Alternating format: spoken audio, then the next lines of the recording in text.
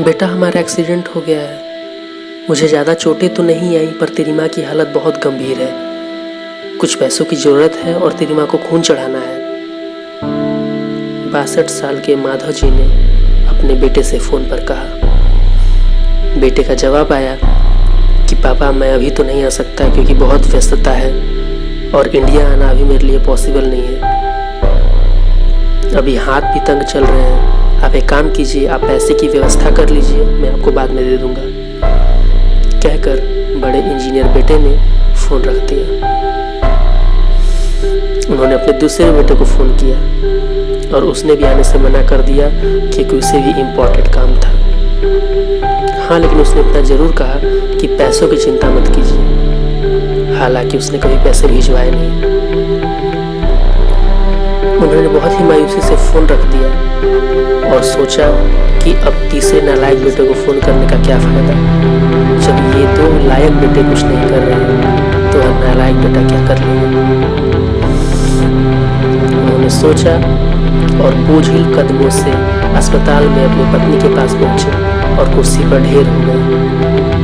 कुछ पुरानी बातें अपने आप उनके दिमाग में जगह बनाने लगी। माधव राय जी स्कूल में शिक्षक थे। उनके 3 बेटे और 1 बेटी थी। बड़ा बेटा इंजीनियर, मझला डॉक्टर और तीसरा बेटा नालायक था। उन्होंने दोनों बड़े बेटों की शादी बड़े घराने में की थी। दोनों अपनी पत्नियों के साथ अलग अलग शहरों में रहते थे। बेटी की शादी भी उन्होंने धूमधाम से की थी। सबसे छोटा बेटा पढ़ाई में ध्यान नहीं लगा पाया। 11वीं के बाद उसने पढ़ाई छोड़ दी और घर में ही रहने लगा। कहता था मुझे नौकरी नहीं करनी, मुझे माँ पापा की सेवा करनी है। पर मास्टर साहब उससे बहुत नाराज रहते थे। उन्होंने उसका नाम नालायक रख दिया था। दोनों बड़े बेटे पिता के आज्ञाकारी थे, पर वह गलत बात पर भी उनसे बहस कर लेता था। इसीलिए माधव जी उसे बिल्कुल पसंद नहीं करते थे। जब माधव जी रिटायर हुए तो उन्होंने जमा पूंजी कुछ भी नहीं रखी। सारी बचत दोनों बच्चों की उच्च शिक्षा और बेटी की शादी में खर्च कर दी।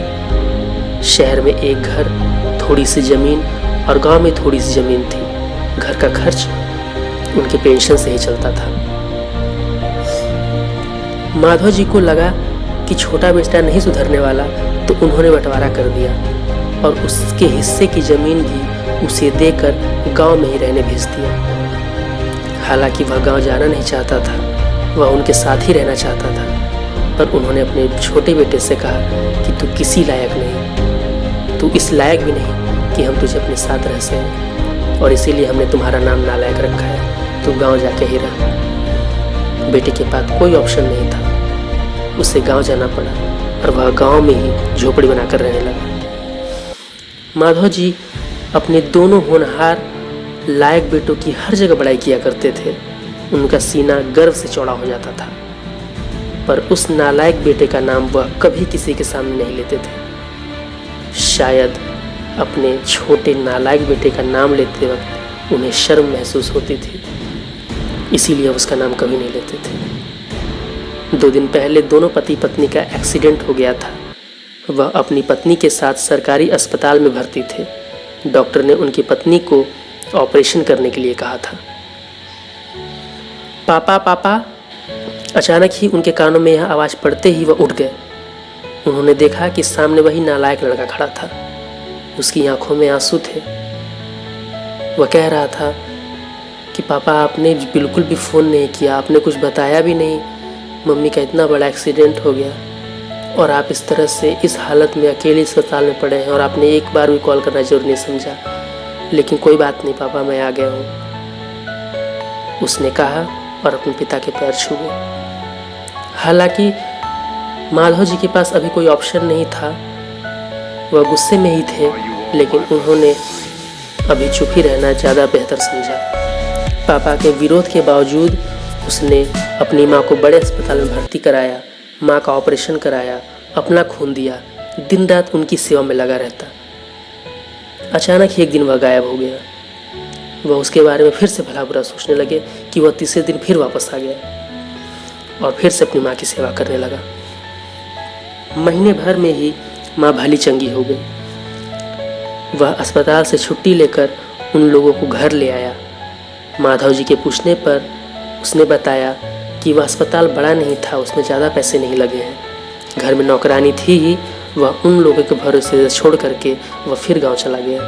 धीरे धीरे दिन बीतने लगे और सब कुछ सामान्य हो गया। दोनों दंपति ठीक हो गए थे। इसीलिए अब समय के साथ उन्होंने सोचा कि उस नालायक बेटे की खबर ली जाए कि आखिर वह गांव में कर क्या रहा है। दोनों जब गांव के खेत पर पहुंचे तो झोपड़ी में ताला लगा देख करके चौंक गए। उनके खेत में काम कर रहे आदमी से उन्होंने पूछा तो उसने कहा कि यह खेत मेरे हैं। पर यह क्या, यह खेत तो? उन्हें बहुत आश्चर्य हुआ। तो इस पर उस आदमी ने कहा, हाँ, पर उसने बताया कि उसकी माँ की तबीयत बहुत ख़राब थी, उसके पास पैसे नहीं थे, तो उसने अपने सारे खेत बेच दिए। वह रोजी रोटी की तलाश में दूसरे शहर चला गया। बस यह झोपड़ी ही उसके पास रह गई और यह है उसकी चाबी, कहकर यह आदमी ने उनको वह चाबी दिखाई।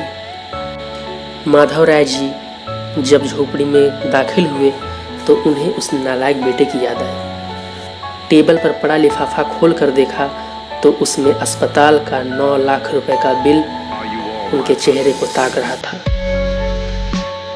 उन्होंने अपनी पत्नी से कहा कि जानकी, तुम्हारा बेटा नालायक तो था ही, साथ में झूठा भी था।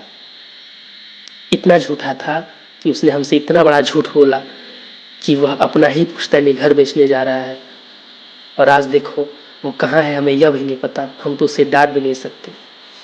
यह बोलते बोलते माधव जी की आंखों से आंसू निकल पड़े और वह जोर से चिल्लाए कि तू कहाँ चला गया नालायक, अपने पापा को छोड़कर। एक बार वापस आ जा, मैं तुझे कहीं जाने नहीं दूंगा। माता जानकी की आंखों में भी आंसू बह रहे थे और माधव जी को इंतजार था अपने नालायक बेटे का। वह अपने नालायक बेटे को इतने समय के बाद अपने गले से लगाना चाहते थे। वह अपने बेटे के बारे में सोच रहे थे कि मेरे दोनों बेटे बहुत समझदार थे। यह सचमुच नालायक था। सचमुच मेरा छोटा बेटा बहुत नालायक था। Thanks for watching. Do like and comments, and don't forget to subscribe us. See you in next video. Till then, bye.